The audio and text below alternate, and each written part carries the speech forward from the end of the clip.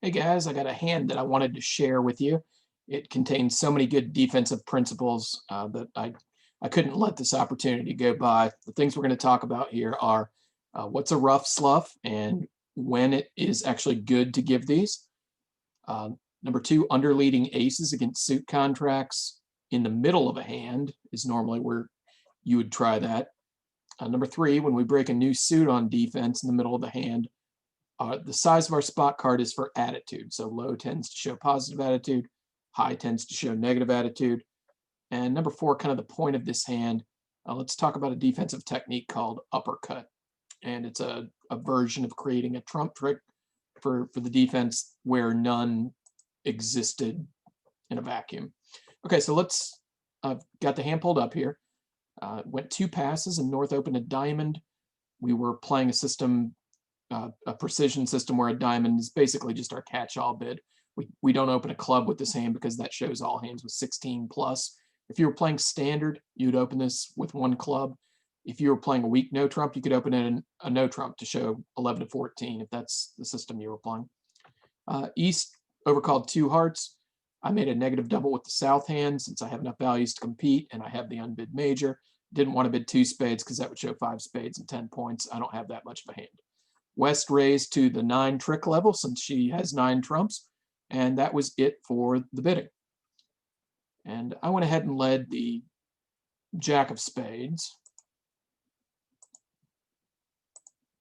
And my partner went up. At this point, I know that my partner doesn't have the king, because if he had both the ace and the king third hand, he would have played the king. And he knows this one's easier, I suppose. He knows I don't have the queen because I led the jack, right? All right, so here's where the underleading thing comes in. Now, we're definitely taught that we don't underlead aces against suit contracts on the opening lead, but sometimes it can make a lot of sense in the middle of the hand. And this is kind of a prototype for where it makes sense.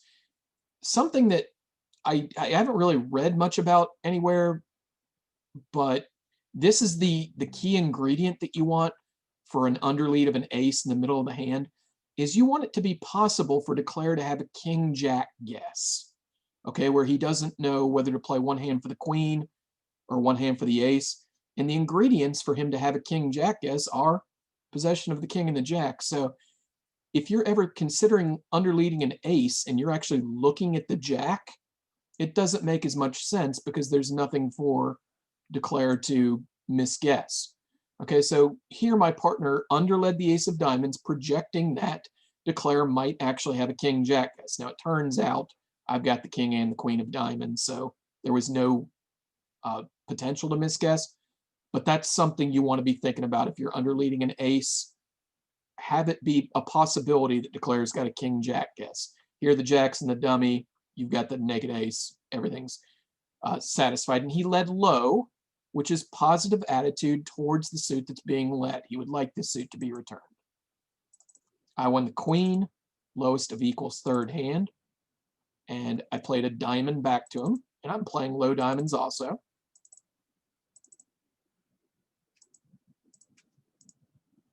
He returned a third round of diamonds. And now the stage is set for a defensive technique or play called an uppercut. Now, I'll get this confession out of the way right away. I messed this play up when it came up this morning. There was basically zero excuse. Like, I should have gotten this right 100 times out of 100. I was just being lazy. I was a little bit distracted. I got the play wrong. I returned a club, and what happened now was declare was able to win the ace of clubs and take the trump finesse and claim the rest of the tricks. The right idea is to give what's called a rough sluff. Okay, and that's where we're going to play a side suit where both declare and the dummy are out of that suit. Normally, you're told that that's like one of the cardinal sins of bridge. In a normal type of situation, it is one of the cardinal sins of bridge. But the key ingredient for when it might be right is that declare is out of side suit losers. All right, here we've seen the entire diamond suit.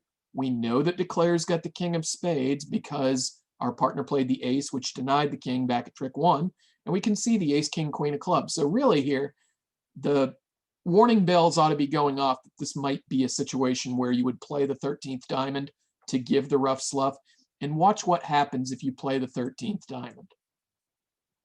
Your partner, no matter what we play from the dummy, she can play any of these cards, right?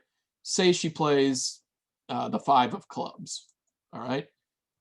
If your partner plays his highest trump at this point, the 6 of hearts won't work either.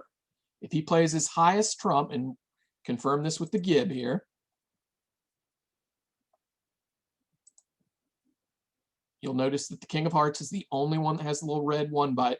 The idea when you're trying to create extra trump tricks is to ruff as high as possible. The 6 doesn't get the job done, but watch what the king does. Declare can overruff with the ace, but South's Jack X gets promoted into a trump. So lots of good stuff on this. Ruff Sluff when it's right to give one, underleading an ace when that might be right. Key tip, you want Declare to have a possible King Jack, yes. Low in the middle of the hand suggests positive attitude towards the suit that's being led. And what are the situations where, what are the conditions where a Ruff Sluff might be right? And what is the Ruff Sluff? It's when we play a side suit that Declare and dummy are both out of. Hope my mistake on this hand provides some fertile ground for thinking on those defensive topics.